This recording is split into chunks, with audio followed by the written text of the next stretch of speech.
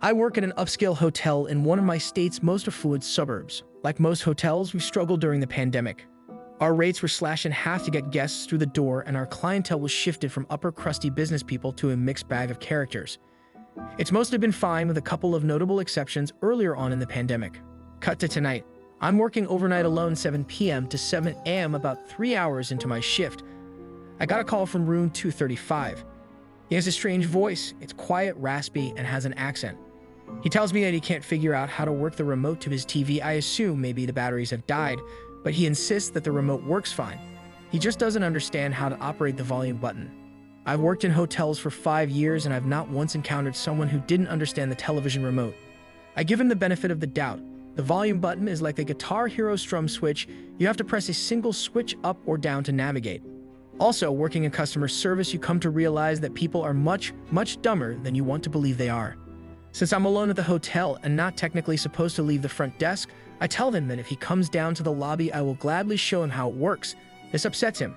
He grunts and starts complaining that our customer service is terrible, and what kind of hotel wouldn't have an attendant come to the room for something like this. I give in he's only 1 floor up, and it can't possibly take long to show someone how to change the volume on a remote. Everyone has checked in. It's not worth the argument or the bad review later. I tell them I'll be up in just a moment. I knock on his door and do the customary call-out guest services. I can faintly hear him talking to someone, but it's muttered, and I can't pick up any distinguishable words. At first, it felt like he was instructing someone else to get the door, and I anticipated it opening shortly thereafter.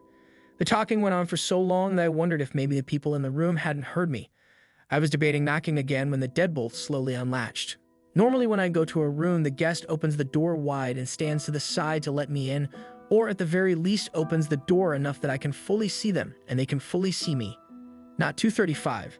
He barely cracks the door. It's open maybe an inch. Even weirder, all the room lights are off.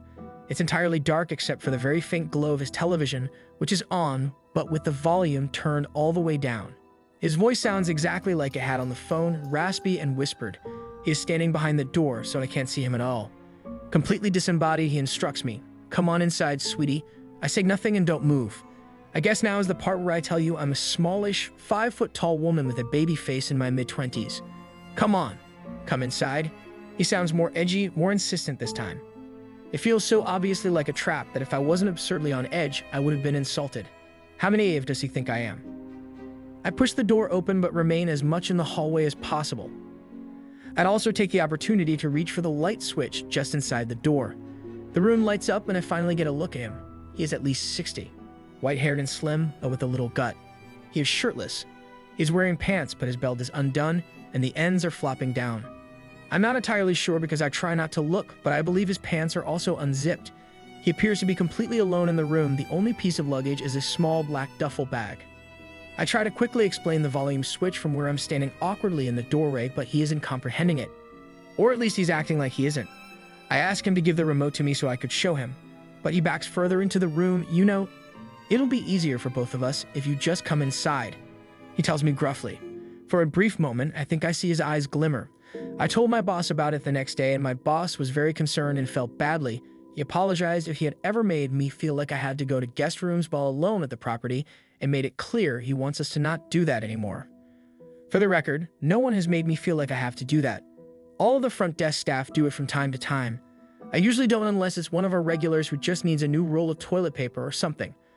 I did in this instance because it seemed like it would be quick, and while he sounded weird on the phone and I hated his voice, I didn't expect it to go as it did. You encounter a lot of weird people working in lodging. Usually I feel like I can tell the benign from the malignant.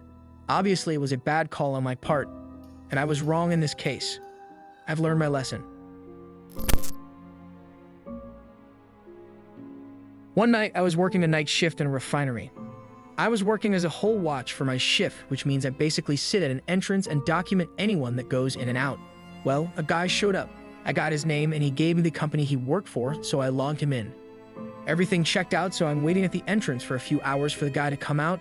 Now that's nothing unusual because most of the people that go in will stay in there for 2 to 6 hours at a time, and every hour or two, I yell up to make sure they're okay. I would yell and usually the guys whistle back or make a noise to let me know everything is okay, and every time I check I thought I heard a response. Later, a few more guys came up to go and I lobbed them and let them know there's another guy up there doing inspections. They go in and radio back, "Hey, there's no one in here." Immediately, I had a weird feeling because I was at the only exit/entrance and there's no possible way to get out the container without me knowing. The way the container is set is upright and you have to climb a ladder up into it from underneath using a scaffold to help. I was sitting on the scaffold far back enough to where if anybody came out, they would drop down right in front of me, and the only way off of it was through the gate opening that I was guarding. So I radioed my foreman and explained to him what happened. He got in contact with the company, and they had no one by that name and no one scheduled to check that particular container. I was completely baffled at this point. Here I am adamant as ever that someone went up in the container. I thought I was going crazy, and I was also a little weirded out. I had his signature on the log where they signed in, and I have to sign right next to their name also, acknowledging that I know they are going in. For about 20 minutes, I'm in full panic mode and freaking out because I don't have an explanation as to what happened or where he went or who he was. And on top of that, I could have easily lost my job because of it. In late 2020, I was working at a chain hotel off the interstate. I won't say which hotel, but it is a major brand. I was training a coworker for the night audit shift. She and I are both female and in our mid-20s. Around 3 a.m. after all the paperwork for the day was done, I decided to show her the different room types, starting with the largest suite up on the 3rd floor. Upon arriving on the 3rd floor, we got off the elevator, started walking down the hall, and noticed a man who was sweating profusely just standing in the doorway of his room. He definitely seemed intoxicated at least. We walked by him, greeting him as one does, and get no response. The fear was suddenly palpable. We get to the suite I am showing her, and as soon as the door shuts, I say that guy is giving me a weird vibe. I don't think we should walk past him again to get back to the elevator and suggest we instead continue down the hall to the stairs. As soon as we exit the room, we immediately notice the man is not only not back in his room, but facing us and watching us. I whisper to her, "Girl, take your shoes off. We're going to run down the steps and out into the parking lot." She agreed, and we took our shoes off at the top of the stairwell and bolt down the steps and out into the parking lot. We entered back into the building and ran into the office and checked the cameras. Sure enough, that man had followed us down the steps and was now looking for us in the hallway by the door to the parking lot. We checked the reservation tied to the room number so I can inform my manager and tell him to place this person on the do not rent list. All I remember was that his name was extraordinarily normal, so unforgettable it could have been John Smith. Jump forward to late 2021 and I turn on the local news and see this man who followed us down the steps that night. His name was Anthony Robinson, now dubbed the shopping cart killer who killed 2 women in Harrisonburg and 2 more that we know of in Northern Virginia. He is known to have utilized hotels to meet and then victimize women he was communicating with online. This was my only close encounter and definitely creepy during my night shift.